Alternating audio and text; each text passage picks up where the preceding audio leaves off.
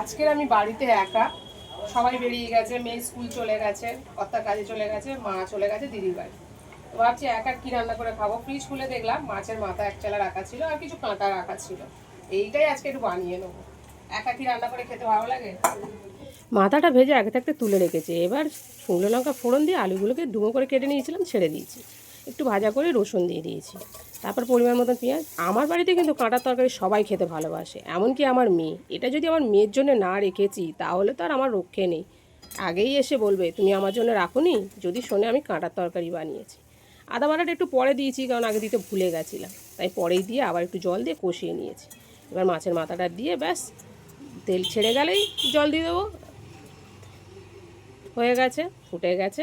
এইবারে ধনেপাতা আর উপর থেকে কাঁচা লঙ্কা দিয়ে নামিয়ে নেব।